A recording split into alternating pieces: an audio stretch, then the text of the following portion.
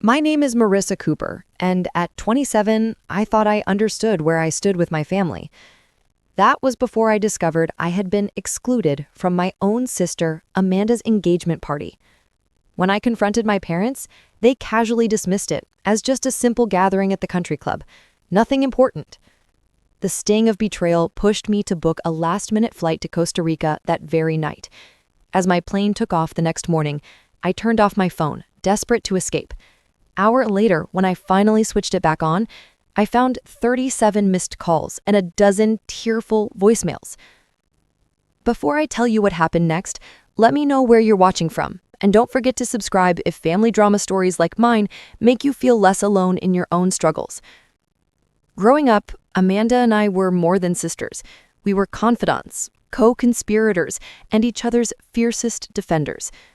Only 2 years apart, we shared a bedroom with twin beds placed against opposite walls. The space in between filled with whispered conversations long after our parents thought we were asleep. We even created our own secret language of made-up words and inside jokes no one else understood. When neighborhood kids teased me for my braces in 5th grade, Amanda, though younger and smaller, was the one who confronted them. When she struggled with math in middle school, I spent hours helping her practice equations until they finally clicked. Our bond remained strong through college, even when I moved 3 hours away to Northwestern while she stayed closer to home at the University of Illinois. We kept our Sunday night video calls without fail, a ritual we fiercely protected despite our busy schedules. When I graduated and landed my first marketing job in Chicago, Amanda visited me every month that first year, helping me decorate my tiny studio apartment and exploring the city together. Looking back, I can now pinpoint when things began to change. It was subtle at first, a gradual shift that started after Amanda met Jackson Taylor at a friend's wedding 2 years ago. Jackson came from old money, a family whose wealth had been rooted in Chicago for generations. They owned property across the Midwest and were known for their conservative values and tight-knit social circle. As Amanda's relationship with Jackson deepened, our calls became less frequent. She started canceling plans at the last minute, usually with a text explaining that Jackson's family events had to take priority. I noticed the change, but brushed it off, telling myself she was just caught up in the all-consuming early stages of love. Family dynamics in our household had always been complicated. Our parents, Michael and Catherine Cooper, held firm ideas about what success and happiness should look like. Dad built his accounting firm from scratch, while Mom played the perfect supportive wife, volunteering at church and hosting flawless dinner parties. They valued tradition, appearances, and a well-defined path: college, career, marriage, then children. I was always the career-focused daughter. After graduating with honors and securing a respected position at a Chicago marketing agency, I poured myself into building my professional reputation. I dated casually, but never felt pressured to settle down. My apartment walls displayed my travel photography rather than family portraits. I had 3 small, meaningful tattoos my mother pretended not to notice at family gatherings. I colored my naturally brown hair with subtle burgundy highlights and wore bold lipstick shades that made her wince. Amanda, by contrast, followed the exact path our parents envisioned. She became an elementary school teacher, which our mother called a noble profession. She lived only 20 minutes from our parents, attended the same church, and joined the same charity events. She kept her blonde hair natural, wore pastel clothing with modest hemlines, and seemed perfectly content embracing our parents' definition of a well-lived life. I never resented our differences, until I noticed how our parents' faces lit up when discussing Amanda's choices, while they merely nodded politely when I shared news of my promotions or creative projects. When Amanda and Jackson got engaged after 18 months of dating, I found out through a group text sent to extended family and close friends. For a moment, it stung that she hadn't told me personally first, but I still felt genuine happiness for her. Jackson clearly adored her, and she glowed whenever he was around. That evening, I called her right after seeing the text.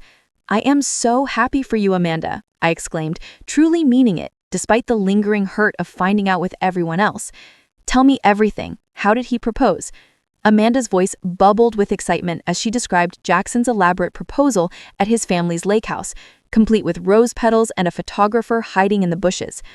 I listened intently, asking questions and sharing her joy.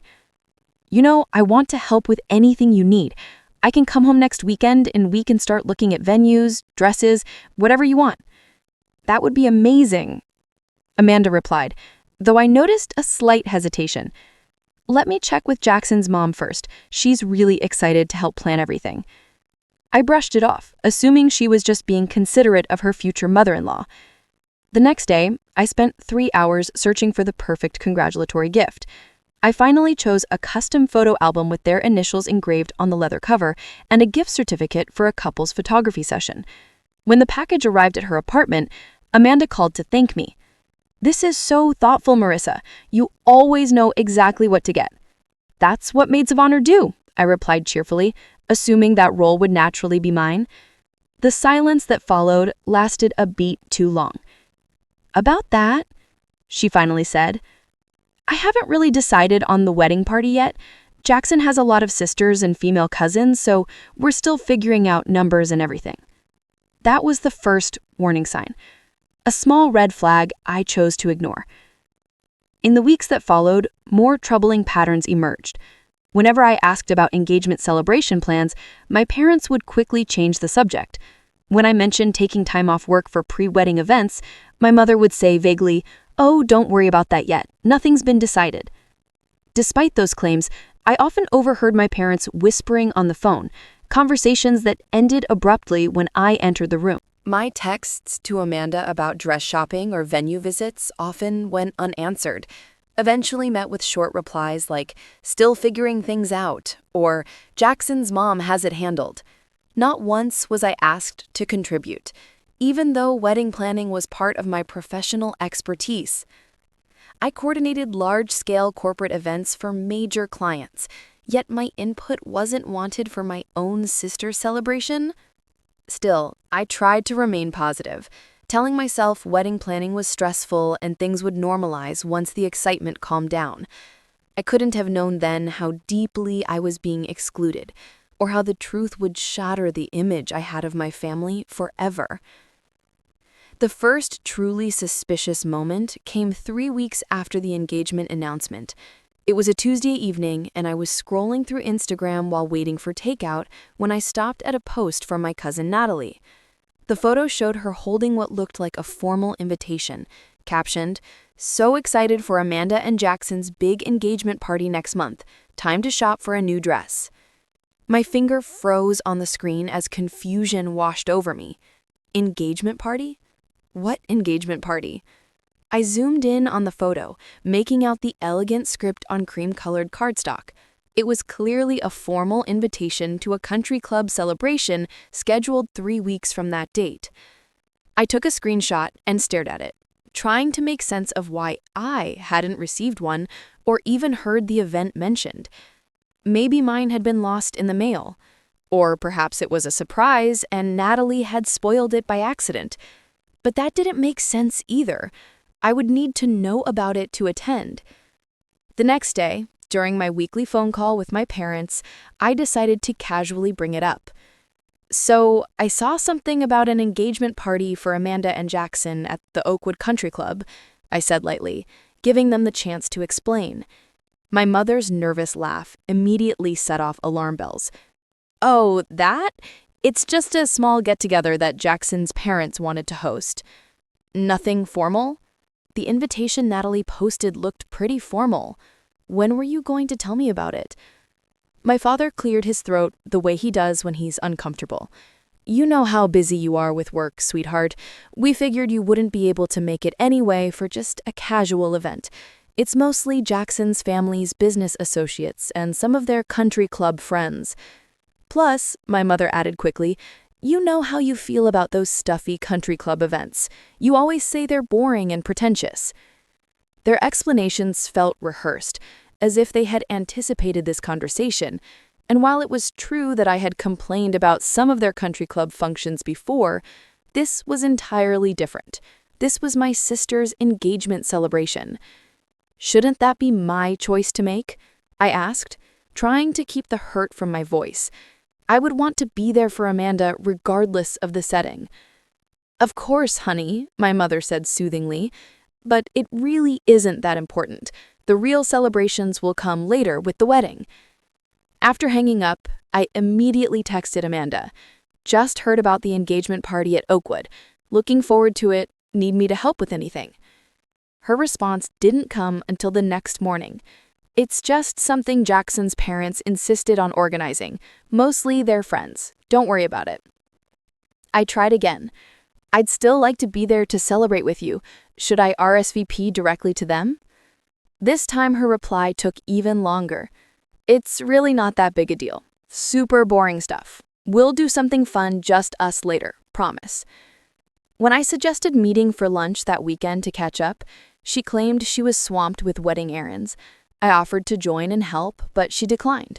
Jackson's mom has a whole schedule planned. Rain check. That rain check never came.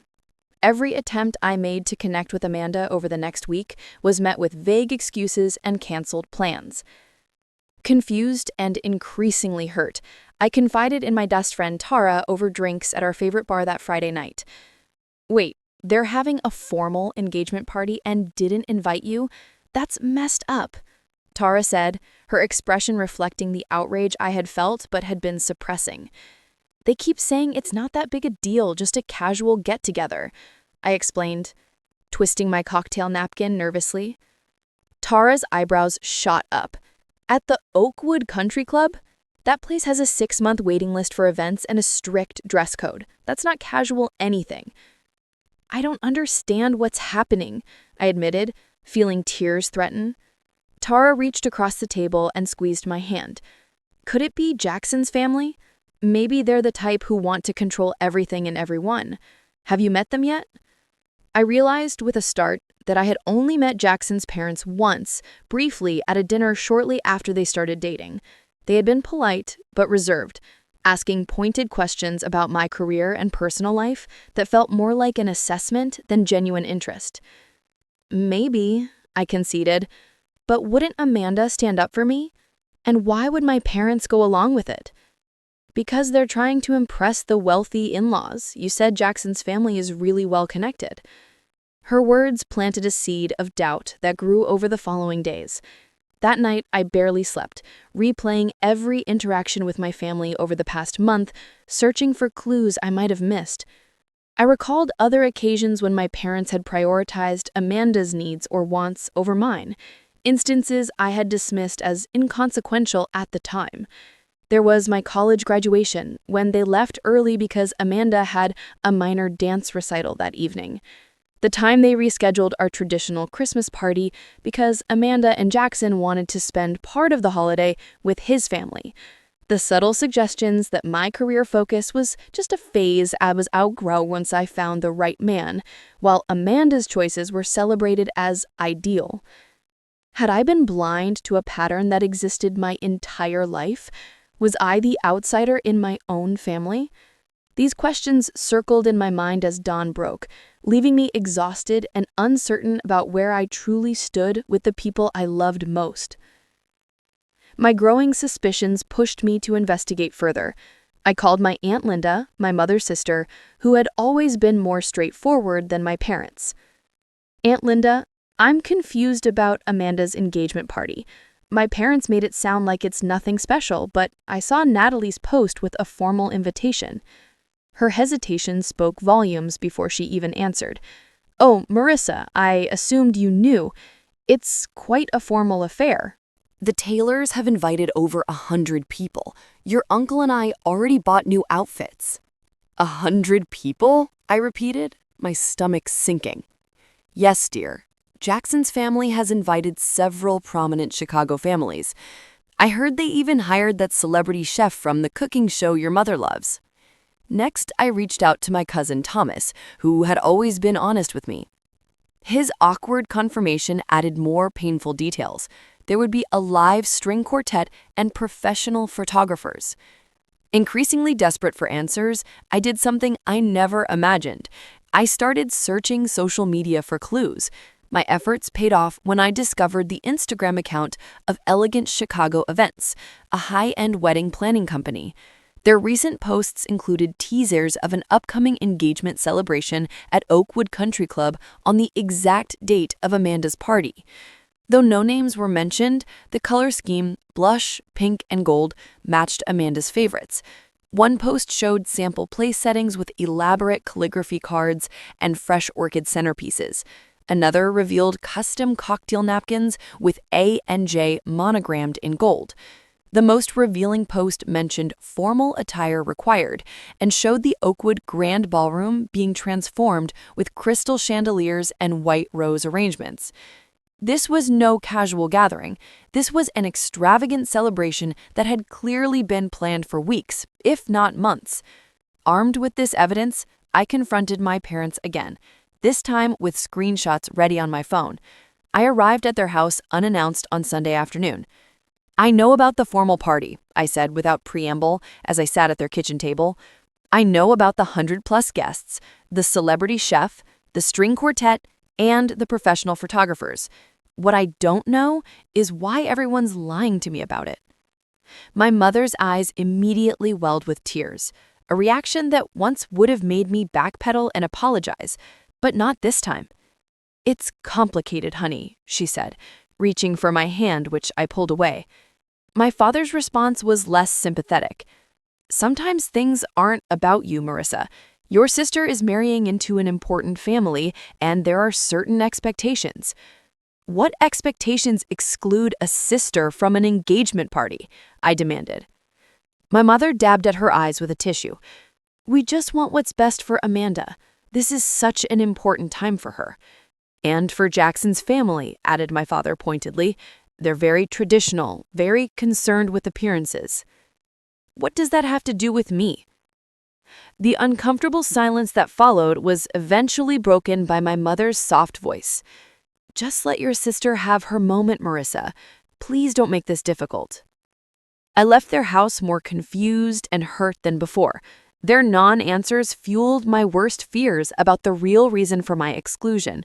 But the most painful revelation came 2 days later from my cousin Sophia, who called me after hearing about my visit to my parents. "I can't stand seeing you hurt like this," she said, after confirming I was alone and sitting down. "You deserve to know the truth."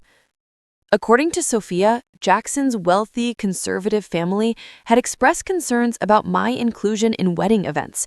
They found my lifestyle choices problematic, a term so vague it could encompass anything from my career focus to my occasional social media posts supporting progressive causes.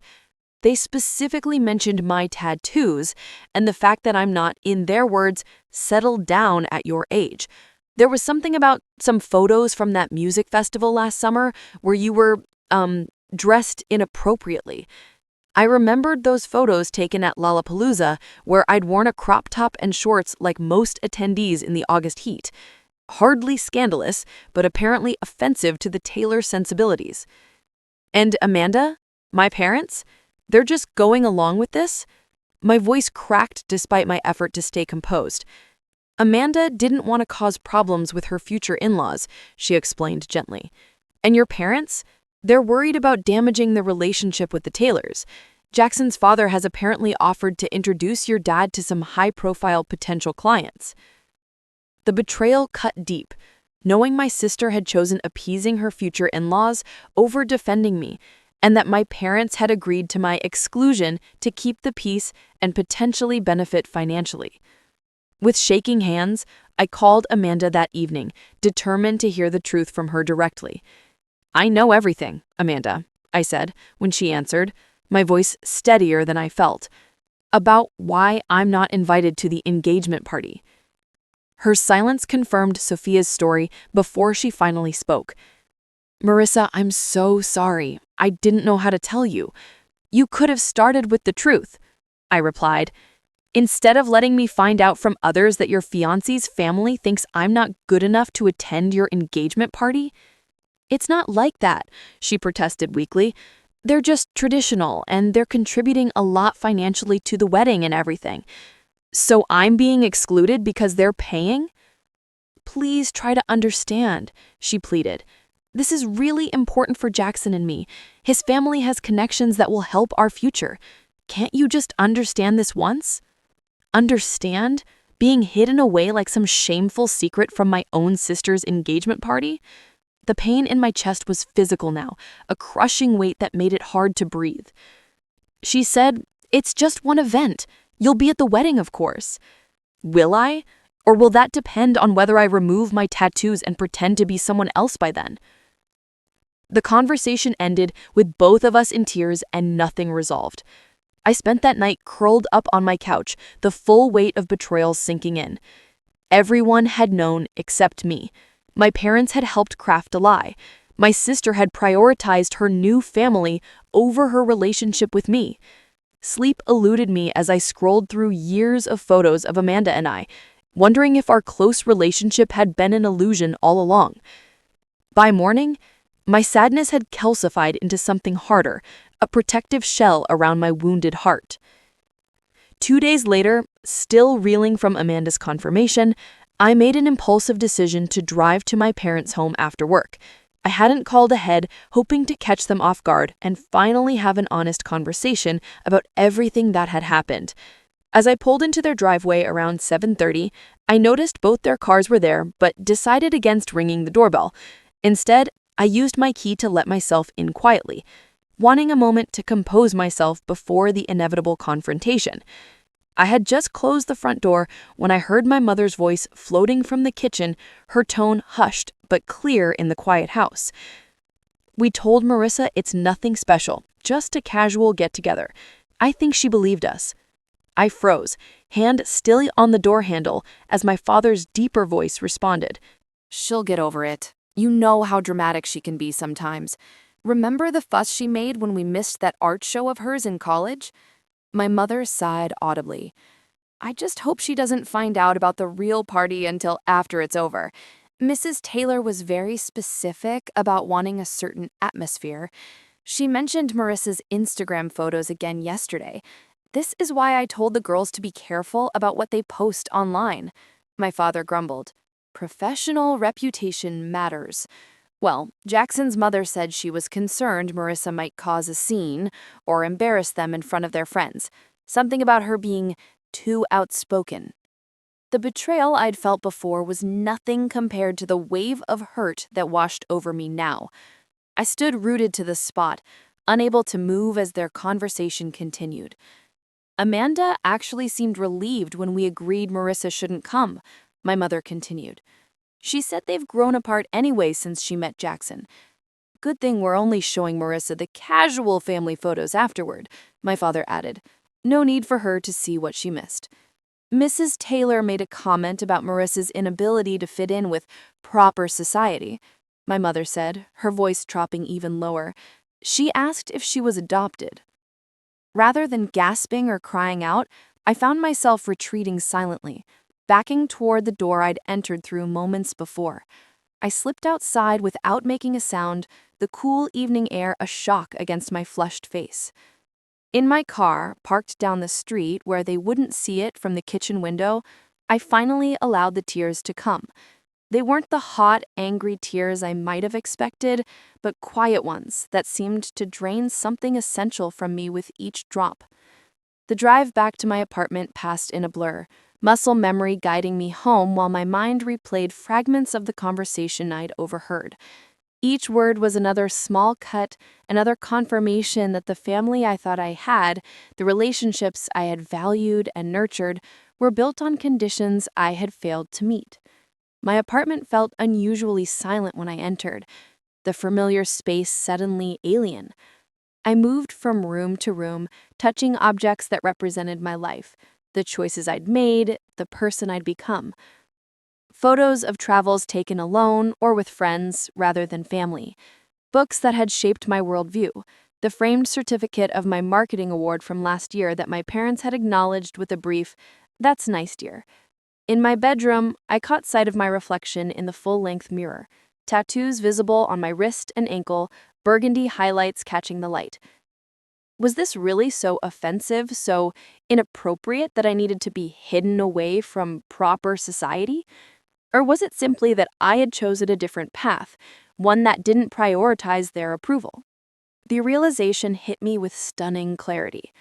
This pattern had existed my entire life. Every time I chose authenticity over conformity, There had been subtle punishments, small exclusions, gentle redirections. The engagement party was merely the most blatant example of something that had been happening for years. I sat at my desk and opened my laptop, a plan forming through the haze of emotional exhaustion. Within minutes, I was browsing flight options, my cursor hovering over destinations I'd saved for someday. Costa Rica, with its lush rainforests and peaceful beaches, called to me from the screen. Before I could second-guess myself, I booked a flight leaving the next morning from O'Hare, using the savings I had been building for a kitchen renovation. The confirmation email pinged in my inbox at 1:30 in the morning, a digital permission slip to escape. I packed methodically despite my exhaustion, selecting clothes suitable for tropical weather and adventure, deliberately including items my family might deem inappropriate: crop tops, shorts, the bikini I bought but never worn due to lingering body consciousness instilled by my mother's subtle criticisms. At 3 in the morning, I composed a brief email to my supervisor explaining that a family emergency required immediate leave, requesting 2 weeks off against my accumulated vacation time. Professional, even in crisis, I attached a brief outline of where my current project stood and suggestions for temporary reassignments. As dawn broke, I scribbled a note on my kitchen notepad: "Enjoy the party, don't worry about me." I left it on my counter, knowing my parents had a spare key they'd likely use when I didn't respond to calls. The note's brevity was deliberate, offering no explanations or locations, no opportunity for them to follow or interfere. The Uber arrived at 5:30. City streets were quiet as we headed toward O'Hare. I felt strangely calm, as if I had stepped outside my body and was watching someone else make these bold, impulsive decisions.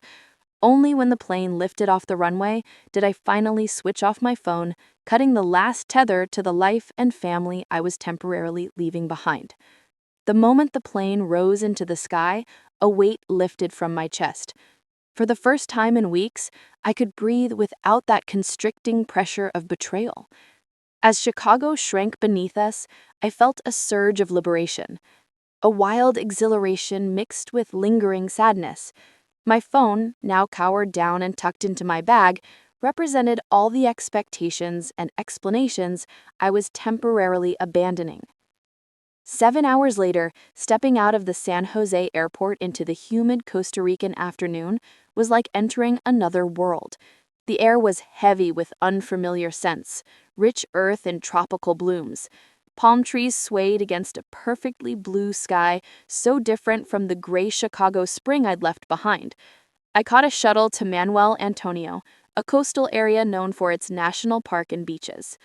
My home for the next 2 weeks was a small beachside hotel called Casa Marina, a collection of brightly painted bungalows set among flowering gardens. The modest establishment was run by a local family, and as I checked in, the owner's daughter, Elena, welcomed me with a genuine warmth I hadn't experienced in too long. "Just you traveling?" she asked, handing me a cold glass of fresh pineapple juice. "Yes, just me," I answered, surprised by how right those words felt. My bungalow was simple but charming, with a small porch facing the ocean. That first evening, I sat there as sunset painted the sky in shades of orange and pink, watching the waves roll in and listening to unfamiliar bird calls.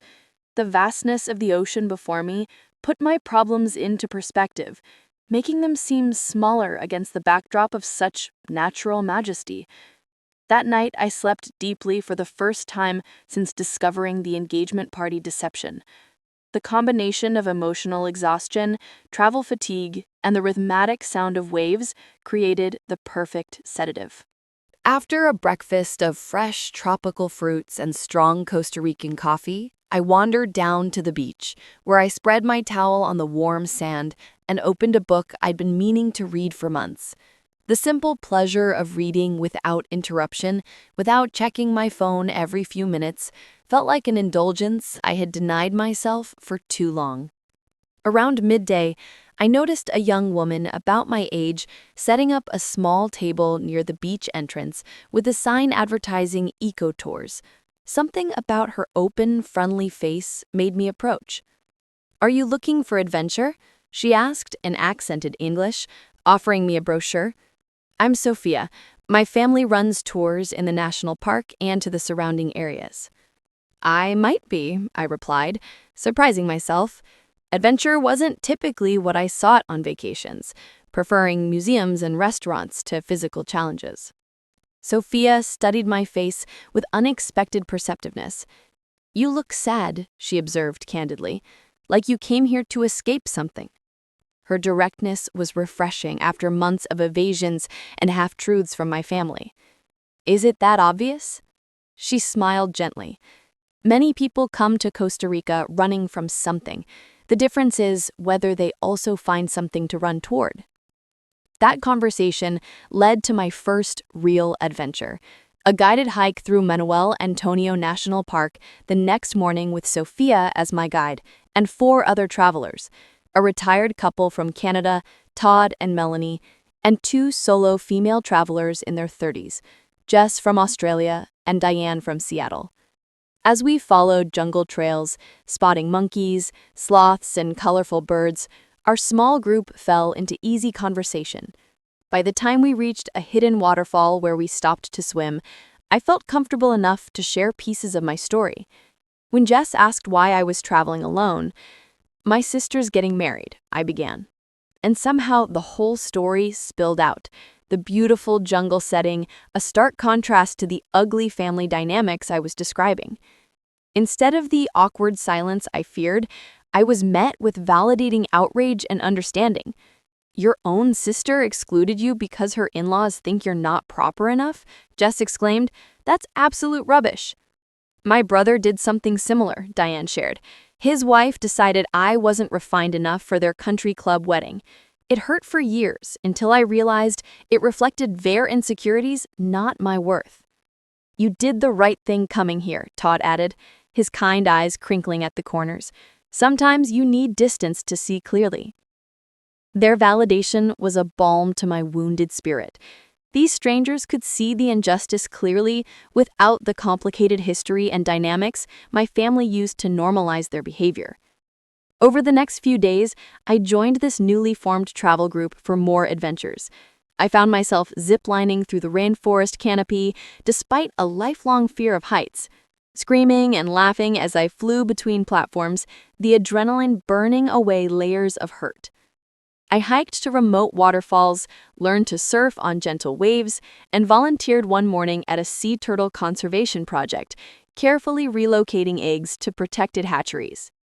Each new experience built my confidence, reminding me that I was capable and brave in ways my family had never acknowledged. During a beach bonfire on our 6th night in Costa Rica, Sophia introduced us to her grandfather Eduardo, an elderly man with sun-weathered skin and kind eyes, who shared stories of growing up in the area before tourism changed the landscape. When the others wandered off to swim in the moonlight, Eduardo stayed beside me, his presence calming. "You carry sadness with you," he said simply, poking at the fire with a stick. I nodded, watching sparks rise toward the star-filled sky. "Family?" Again, I nodded. "The most beautiful shells on the beach are the ones the ocean has tumbled the longest. The rough edges become smooth, the inside iridescent. But first, they must endure the waves." His words stayed with me that night as I began writing in the journal I'd impulsively purchased at the hotel gift shop. The pages filled with thoughts and feelings I'd never fully articulated even to myself about my family's conditional acceptance and my own journey towards self-worth. On my 8th day in Costa Rica, I met Diana, a 60-something solo traveler with silver hair and an infectious laugh, who joined our growing group of friends. During a sunset kayaking trip, Diana paddled alongside me, sharing her own story of family estrangement. "My parents disowned me when I divorced my abusive husband. They believed divorce was a sin, no matter the circumstances. For years, I tried to win back their approval, diminishing myself in the process." "What changed?" I asked, watching a pelican dive into the water nearby. "I stopped seeking their validation and built a life that made me proud, surrounded by people who loved me unconditionally. Eventually, some family members came around. Others never did." I learned to be at peace with both outcomes.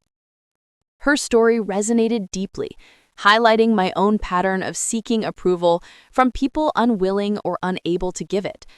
How many decisions had I second-guessed because I anticipated my parents' disapproval? How often had I defended my choices rather than simply living them confidently? The turning point came on the morning of my 11th day in Costa Rica. I woke before dawn and walked alone to the beach, settling on the sand to watch the sun rise over the Pacific. As golden light spread across the water, I experienced a moment of perfect clarity. My worth wasn't determined by my family's acceptance. Their inability to embrace the authentic me reflected their limitations, not mine. I had built a life in Chicago, filled with meaningful work, true friendships, and experiences that brought me joy.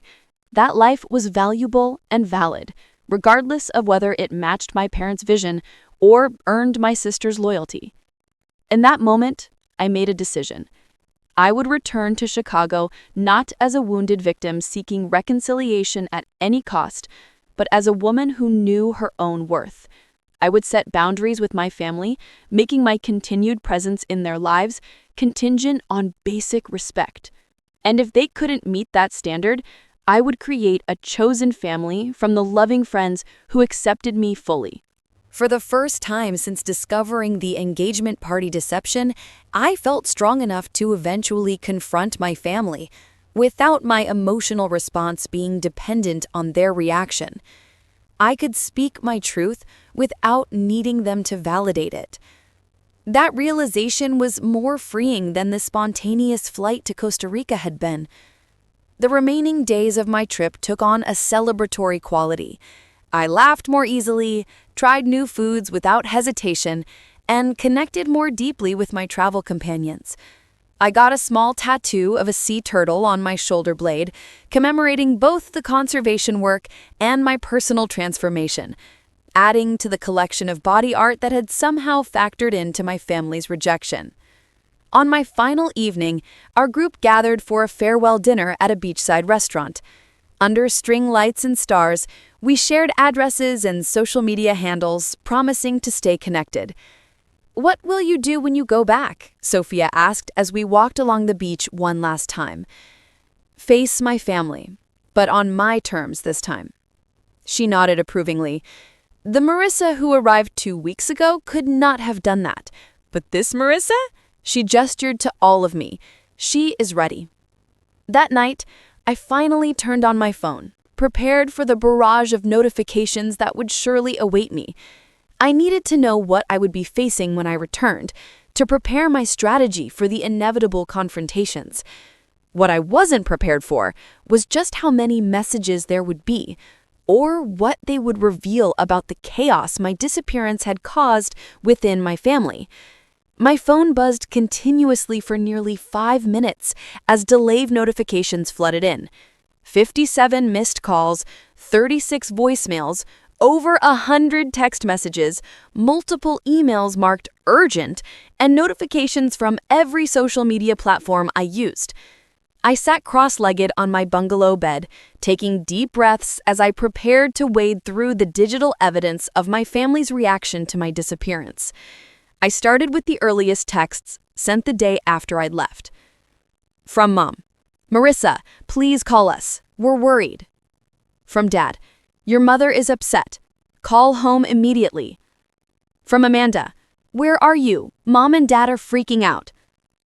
These early messages carried an undercurrent of annoyance rather than genuine concern, as if my absence were an inconvenience rather than a cause for worry. But as I scrolled to messages sent later, the tone shifted dramatically.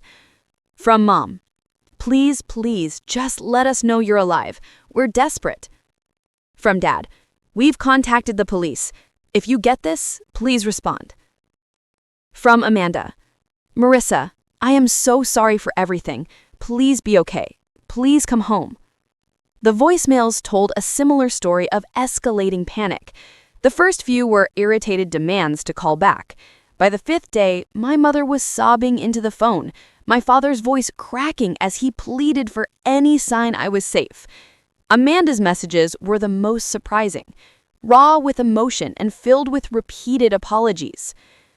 "I never meant to hurt you. I was so stupid and shallow. Please be okay. I can't lose my sister." Even Jackson had called, his usual confident tone replaced with genuine concern. "Jackson, this is Marissa. Whatever you think of me or my family, please contact Amanda. She hasn't slept in days. The engagement party doesn't matter. Nothing matters except knowing you're safe." Emails revealed another layer of the situation. My supervisor had written, expressing concern after my parents contacted my workplace multiple times. A colleague mentioned that a police officer had come by, asking questions about my usual haunts and state of mind before I disappeared. The most revealing information came from texts with Tara, who had apparently been questioned extensively by my family. From Tara: "Your parents showed up at my apartment today. They think you've done something drastic. I told them you're stronger than that, but they're not listening. They're falling apart, Em. Your dad was actually crying." From Tara: "Amanda came by too. She's a mess. Said the engagement party was a disaster. That she had some kind of breakdown in the middle of it when someone asked about you. Apparently she told Jackson's mother off in front of everyone. Call me when you can. It's chaos." I scrolled further, piecing together what had happened in my absence through Tara's updates. According to her, the engagement party had been held despite my disappearance, although overshadowed by tension. My parents anxiously checked their phones throughout the evening. The breaking point came during dinner when Jackson's mother reportedly made a comment about family members who couldn't maintain appropriate standards. Already stressed about my disappearance, Amanda stood up and publicly called out the hypocrisy of excluding her sister for not meeting arbitrary social standards while claiming to value family. This led to an ugly scene where Jackson's parents expressed disappointment in Amanda's outburst, prompting Jackson to defend her. The argument escalated until Amanda declared she was postponing wedding plans until I was found safe. Jackson's parents left the party early, along with many of their friends, leaving my parents to make awkward explanations to the remaining guests. What should have been a joyful celebration had devolved into a family crisis, played out in front of Chicago's elite social circle. In the days that followed, according to Tara's messages, my parents filed a missing person report. Amanda halted all wedding planning, and relatives from across the country were contacted for information about my whereabouts. The final message from Tara, sent just yesterday, mentioned that a local news station had run a brief segment about my disappearance, with my photo and a hotline number. I sat in stunned silence, trying to absorb the magnitude of what had happened. My absence had not only been noticed, but had catalyzed a complete upheaval in my family. The engagement party they had prioritized over my feelings had been ruined. The relationships they had sought to protect with the Taylors were damaged. And most surprisingly, my sister had apparently found her voice and her loyalty to me when faced with my potential loss. Part of me, a small vindictive part I wasn't proud of, felt grim satisfaction. They had excluded me, dismissed my feelings, and lied to my face, and it all backfired spectacularly. But the larger part of me felt a complicated mix of guilt for causing such worry and hope that perhaps this crisis had forced some genuine reflection. I stepped out onto my bungalow's small porch, gazing at the ocean as I contemplated my next move. The moon cast a silver path across the water, reminding me of Sophia's grandfather's words about shells becoming beautiful through tumbling in the waves. After nearly an hour of consideration, I composed a single text message and sent it to my parents, Amanda, and Tara. "I am safe. Needed time alone. Will be in touch soon." The response was immediate, my phone lighting up with calls I wasn't ready to answer. Instead, I silenced it and returned to the porch, breathing in the salt air and listening to the rhythm of the waves. The next morning, Sophia found me at breakfast, sliding into the chair opposite mine with concern in her eyes. "You look troubled," she observed. "Bad news from home." I explained the situation, showing her some of the messages and describing the apparent meltdown my disappearance had triggered. "They care about you," she said simply. "Whatever mistakes they made, your absence showed them what matters. Or they just don't like the embarrassment I caused them," I countered, still uncertain about their true motivations. Sophia shook her head. "People don't react that way to mere embarrassment. That's fear. Fear of losing someone they love." Her perspective helped me see the situation with more compassion, although I remained cautious about assuming too much had changed. That evening, I sent another brief message. "Returning to Chicago in 3 days. We'll contact you then." This time, I included my flight details, a small concession to ease the immediate worry while maintaining the boundary of no direct communication until I was ready. My final days in Costa Rica were spent preparing emotionally for what awaited me at home. Diana, who had experienced her own family reconciliation, helped me practice what I would say in various scenarios. "Remember, you're not asking for their approval anymore. You're stating your terms for remaining in relationship with them." There's a world of difference between those positions. Jess and Diane took me on a courage-boosting zip-lining adventure on my last full day, insisting that physical bravery would remind me of my emotional strength. "If you can fly through the air 100 feet above the ground," Jess said as we climbed the platform for the longest zip line, "you can certainly face your family with your head high." As I soared between mountains one final time, I screamed with exhilaration, releasing the last of my fear about returning home. Whatever happened with my family, I had found something valuable in Costa Rica, a core of self-worth that couldn't be shaken by their judgment or approval. On my final night, Sophia and her family hosted a farewell dinner for those of us departing. Under the stars, Eduardo raised his glass in a toast. "To brave travelers," he said, his eyes meeting mine, "who came searching for paradise but found themselves instead." I boarded my flight the next morning with a lighter heart than I'd expected, ready to face whatever awaited me in Chicago. As the plane lifted off, I looked down at the lush green landscape that had sheltered and transformed me, silently thanking it for the gifts it had given. The journey home gave me time to finalize my approach. I would not rush into a family reunion filled with emotional reactions.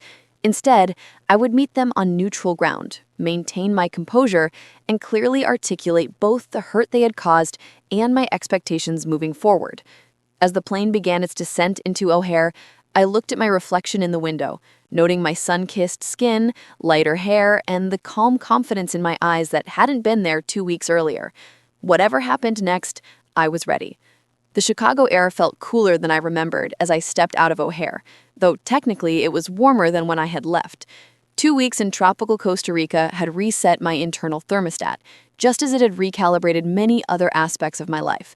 I had texted Tara from the airport, asking if I could stay with her for a few days rather than returning immediately to my apartment where my family might be waiting. She met me at arrivals, wrapping me in a fierce hug before pulling back to examine me. "Look at you," she said, taking in my tan skin and the new confidence in my posture. "You seem different." "I am," I replied simply, knowing a full explanation would take more time than we had in the busy pickup zone.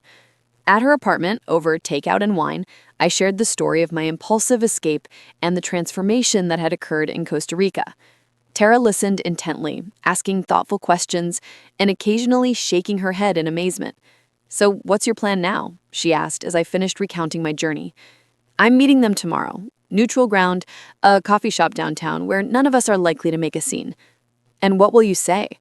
I took a deep breath, recalling the conversations I'd practiced with Diana on the beaches of Manuel Antonio. The truth, that they hurt me deeply and that I'll remain in their lives only if they can respect me as I am, not as they wish I would be. Tara raised her wine glass in salute. To boundaries and self-respect. The next morning, I dressed with deliberate care, in clothes that represented my authentic self, a stylish but professional outfit that included visible tattoos and my natural hairstyling. This wasn't about provocation, but about presenting my true self without apology. I arrived at the coffee shop 20 minutes early, selecting a quiet corner table with enough privacy for our conversation. As I sipped an Americano, I focused on maintaining the inner calm I had cultivated in Costa Rica, refusing to let anxiety overtake me. My parents arrived first, looking haggard in a way I had never seen before. My mother's eyes were puffy from crying. My father's usually perfect posture was slightly stooped. They spotted me immediately, relief washing over their faces. My mother rushed forward, arms outstretched, but stopped short when I didn't rise to meet her embrace.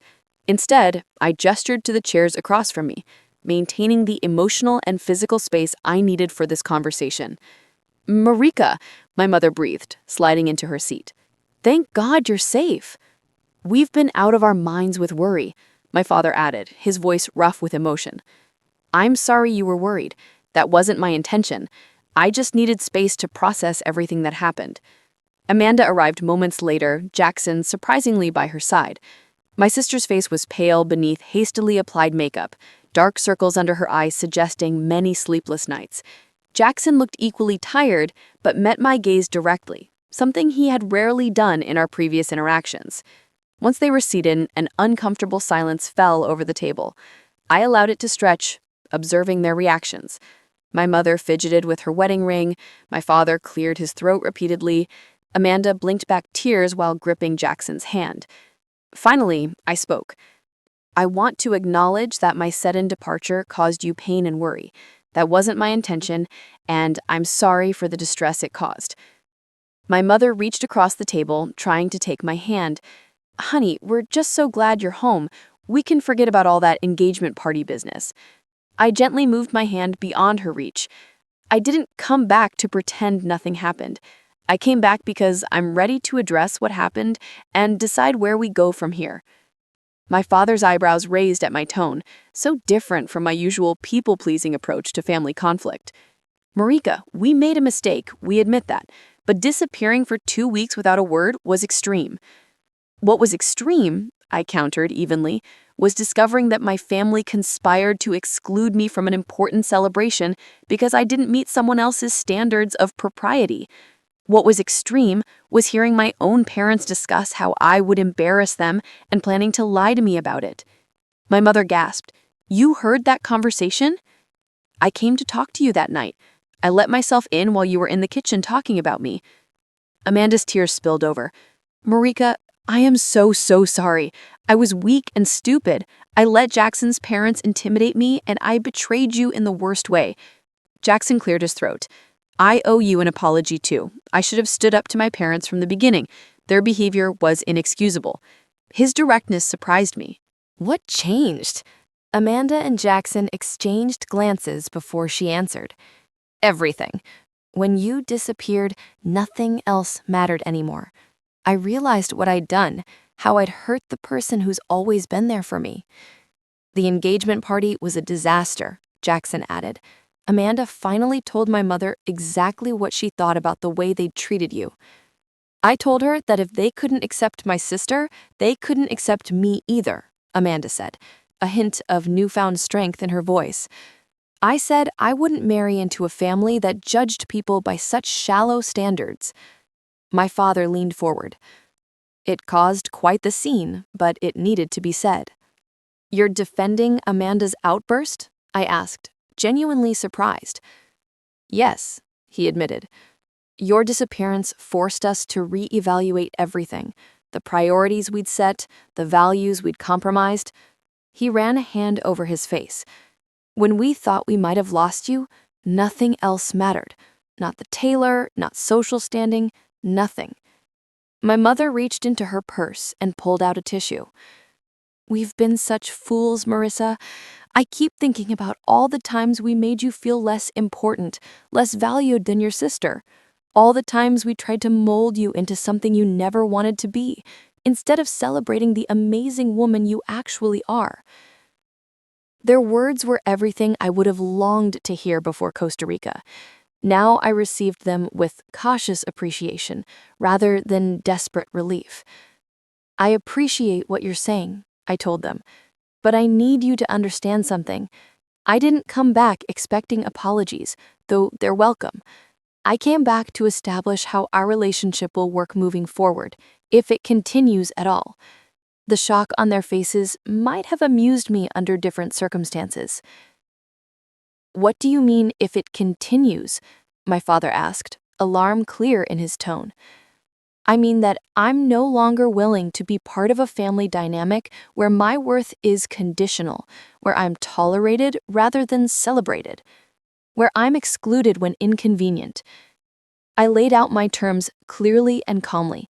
I would attend family functions, including Amanda's eventual wedding, as my authentic self. No comments about my appearance, career choices, or personal life would be tolerated. If Jackson's family couldn't accept me, that was their problem to manage, not mine to solve by becoming invisible.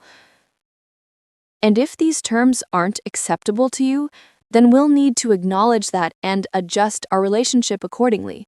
I'd rather have limited, honest contact than regular interactions based on pretense.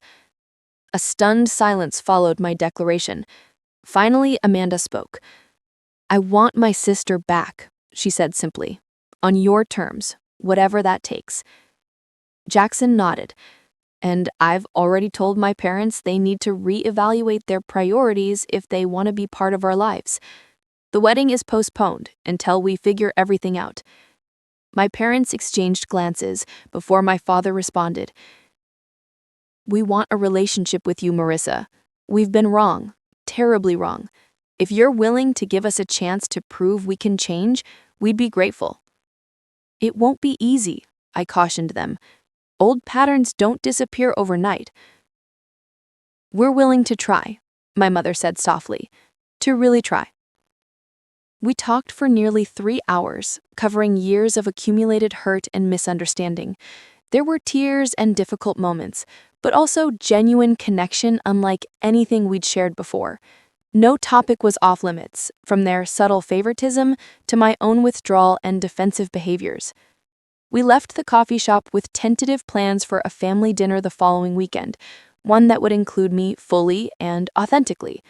As we parted ways outside, Amanda hung back to speak with me privately. "Thank you for giving us another chance," she said, her eyes still red from crying. "I don't deserve it." "This isn't about what any of us deserve," I replied. "It's about what we choose to build together moving forward." She hugged me tightly, and for the first time in months, I hugged her back without reservation. In the weeks that followed, our family began the slow process of rebuilding trust. My parents made visible efforts to change, attending therapy sessions to address their conditional parenting patterns. My father even surprised me by asking thoughtful questions about my tattoos, genuinely curious about their meaning rather than silently disapproving. Amanda stood firm in her demands that Jackson's family treat me with respect, a stand that eventually led to a stiffly polite but functional relationship with my future in-laws. The wedding was rescheduled for the following spring, with me officially asked to be maid of honor in a tearful conversation that felt like a true new beginning. My own transformation continued as well. I maintained connections with my Costa Rican friends, planning a reunion trip the following year. Sophia's family welcomed me via video calls, becoming a chosen family that expanded my sense of belonging beyond biological ties. At work, I negotiated a more flexible schedule that allowed occasional remote work, creating space for both career advancement and personal fulfillment. I began therapy to address my own patterns of seeking validation and avoiding conflict, gradually building healthier relationship skills. My apartment, once simply a place to sleep between work shifts, transformed into a true home filled with mementos from Costa Rica and photos of my expanding circle of friends. The kitchen renovation I'd postponed for my impulsive trip became a weekend project shared with Amanda, rebuilding our relationship one tile at a time. 6 months after my return, I sat on my newly renovated balcony watching a Chicago sunset that, while different from Costa Rica's, held its own beauty. As I journaled about the day's events, I reflected on how far we'd all come. The healing wasn't perfect or complete. There were still uncomfortable moments, old patterns that occasionally resurfaced, but there was also authentic connection, genuine effort, and a new foundation built on mutual respect rather than conformity. Sometimes we need to leave to be truly seen. Sometimes the bravest act isn't standing and fighting, but walking away until we're strong enough to return on our own terms. I had learned that loving my family didn't mean accepting disrespect, and that setting boundaries wasn't selfish, but necessary for genuine relationships. Have you ever had to walk away from someone you loved to find yourself, or set boundaries that changed a relationship forever? Share your story in the comments below. And if this resonated with you, please subscribe and hit that like button to help others find this channel. Remember, sometimes the most painful experiences lead to the most profound transformations. Thank you for listening to my journey, and I wish you courage on yours.